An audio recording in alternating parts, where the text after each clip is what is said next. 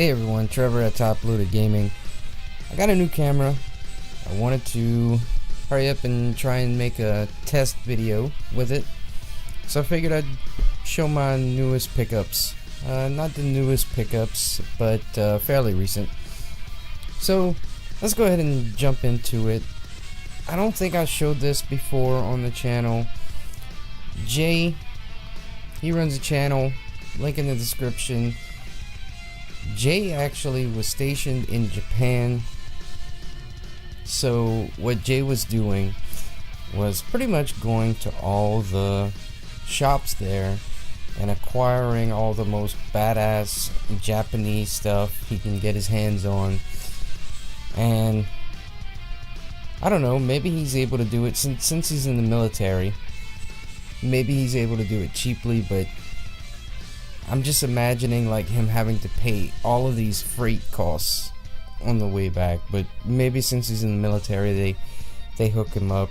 He had told me some sort of rate at some point, but I don't remember what it was. But anyways, this isn't the first time that Jay hooks us up with something. He had got me what was it, Gradius Deluxe pack at some point. For the Sega Saturn, he got me YY World 2 for the Famicom, and this time he got us the Transformers game, Transformers Mystery of Convoy. I'm not sure what the translation on that exactly is going to be, and I'll look it up and put it on the screen, whatever. But notoriously difficult game, so it was really cool. Thank you, Jay. Next up, we did a trade with Jesse, Bithead 1000, and he sent us Tetris 2. Weirdly enough, not a game that I had before, so got that. Not the biggest Tetris person, but gotta get them all. So next up, this was more of a recent purchase. I'm a sucker for these games, as long as it wouldn't be like, Assassin's Creed type thing where they release them every year but there's no thought put into it or anything like that. I would buy these games every year as long as they were good. New Super Mario Brothers U Deluxe, whatever. I had it for the Wii U, still do, but I really like my Switch. I know people are gonna roll their eyes at that, but being able to play certain games on the go, it cannot be understated how cool that is. Like, if I would be able to take Red Dead Redemption 2 wherever I went,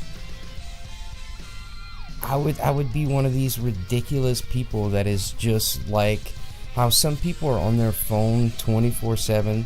I would be playing Red Dead Redemption 2, like to the point of I've gone through 3 switches or something because I just or I die. I just walk into oncoming traffic. I found this store. To me, it's kind of a weird store. It's almost like a Books A Million that also sells used stuff. But I go in there and I see like the usuals, that people come across. You're always gonna see like a Super Mario Duck Hunt, or maybe a Super Mario 3, and then I started seeing like a Battletoads, and Battletoads a fairly common game, but then I start seeing these other titles, and I'm like, whoa, wait a minute, I don't think another collector's come along and picked through any of these games yet, so let me check this out, So I found a couple, but they were kind of all little common games, but some I didn't have, and they weren't horribly priced. They were somewhat under eBay prices, which I found to be incredible. And then I'm checking these out, and the lady that was helping me, she didn't seem A, knowledgeable, B, that helpful, but at some point she went do something else, and I had to look in another case, and this other girl came help me. This other girl was awesome. Like, she was really cool, and she was like, we got like 2 more crates on the shelf of stuff we couldn't fit, but they're ready to, they're priced out and they're ready to go. And like, that's the equivalent of like, hey, you want to come in the back and like see the rest of our stuff or whatever. So I was down. She brought the stuff. This is, the result of, which, funnily enough, they take trades, right? But it's not just like games. It's electronics in general, and books, graphic novels, records, comic books, all sorts of stuff that you can trade in. So, and they actually give decent prices. It wasn't like GameStop, or I don't even know how they'd be in business, to be honest with you. So I'm about an hour away, maybe 45 minutes to an hour away from this place. So it's not just like hop, skip, and a jump away. It's out there. So what they allowed me to do, especially this girl I was dealing with, she let me put everything on hold, right? They put a couple of rubber bands around this big stack of games and put my name on it with my number. And she was like, yeah, we'll give you like 5 days or something. Because I told her what I was going to do is, before just paying for it outright, I was going to go home, grab a bunch of stuff, come back, and do a trade, right? Well, I ended up coming back with just my entire, I have an SUV, and I just had it loaded with a bunch of bullshit that I've never messed with in years, like stuff that was in boxes, whatever. So I pretty much like I did a bunch of spring cleaning to be able to go and make this trade. So I show up over there, and it's like, holy shit, they're like, this is the biggest trade we've ever seen. So I felt a little crazy. Maybe I certainly am, but let's get into the games, right? And what's cool is I have the prices for these games. What I did was, in anticipation for possibly making this video, I took all the labels and I saved them. Alright, so let me just get to the first game here. So we have a label for a game, right? So we have Lethal Enforcers for the Genesis. No gun or anything like that, just the card itself. But that was $3.95. Alright, so next up for $7.50. And some of these may be above the mark, some of them may not be. I didn't absolutely price check everything. And the thing was, once I finished the trade, I want to say it ended up being like $459 of store credit. Now, I want to say if I chose to get cash instead, it would have been something like $360-ish in cash. But I had, a lot of games that I wanted, so I chose the store credit. But anyways, for $7.50, we got Circus Caper, and that's one I didn't have.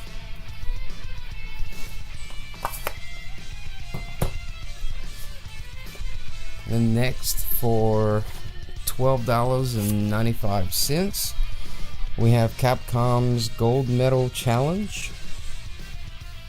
Another game I didn't have, and one less game towards all the Capcom games. I probably overpaid for this one, but $2.95. Anticipation. Another game I didn't have. I had it at one point, but yeah,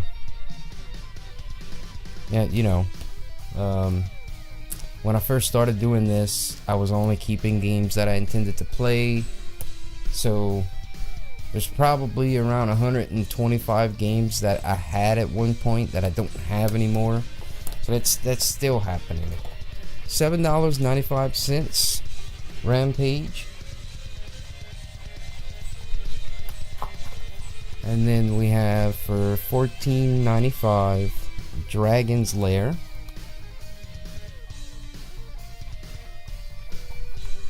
$4.95 we have WrestleMania. As weird as it is, I didn't have WrestleMania before.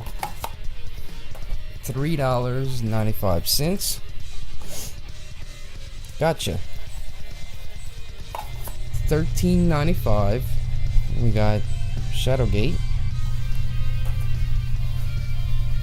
Then $2.95 Championship Bowling. That's another one I had at some, well, Shadowgate and Championship Bowling. Those are two that I had in the past and got rid of. $3.95 we got Track and Field 2. Now this next one I thought was really cool because it's the first time I've been able to do this.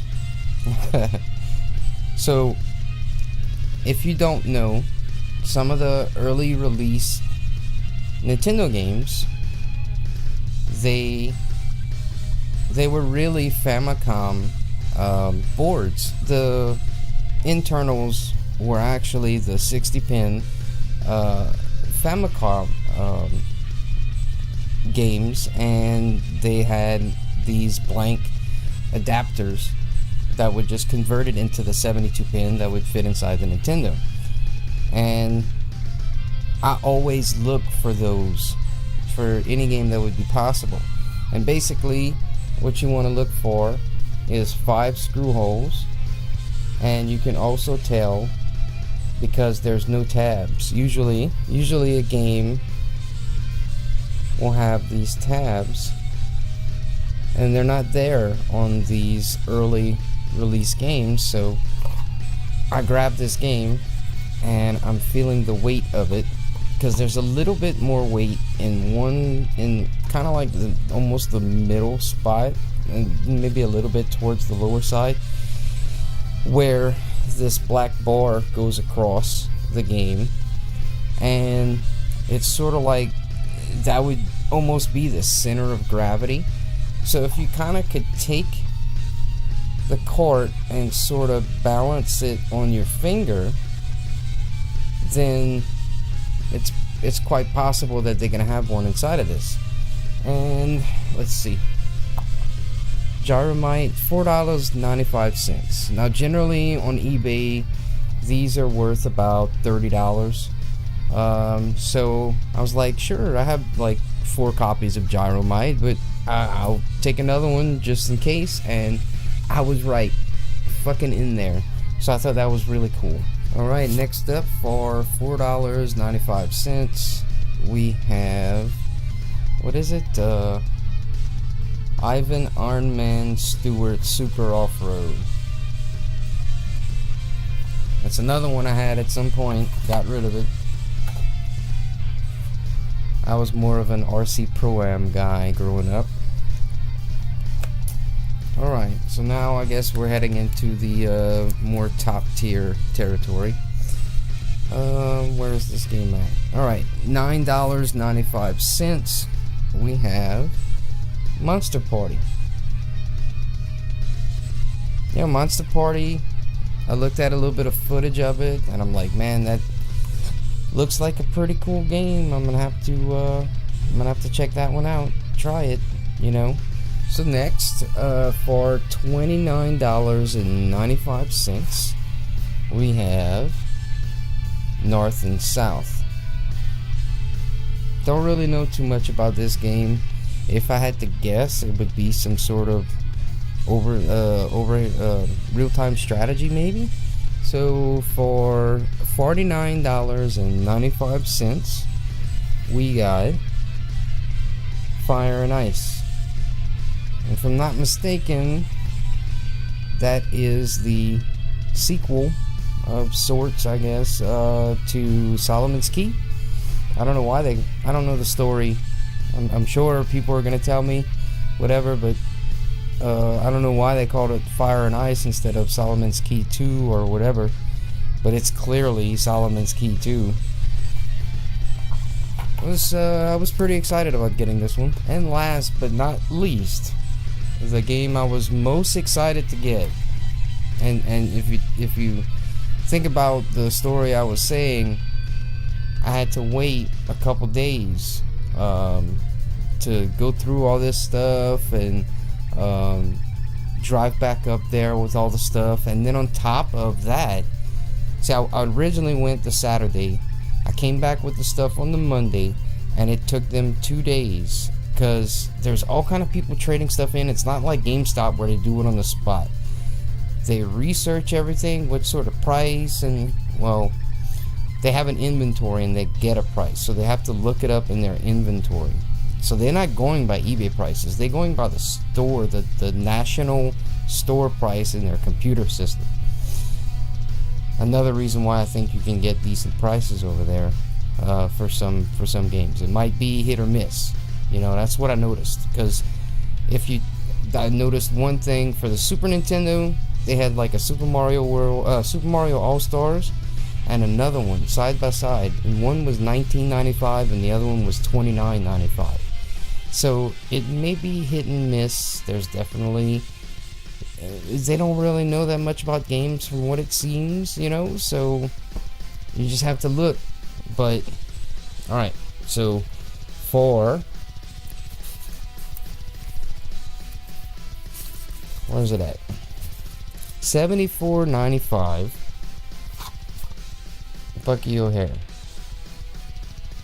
So Bucky O'Hare, every time I've tried to price it out, whether I'm using Facebook, like I'm in a few groups on Facebook, or if you try and go on eBay, if the label's messed up, you can maybe get it for, you know, 75, 80, whatever.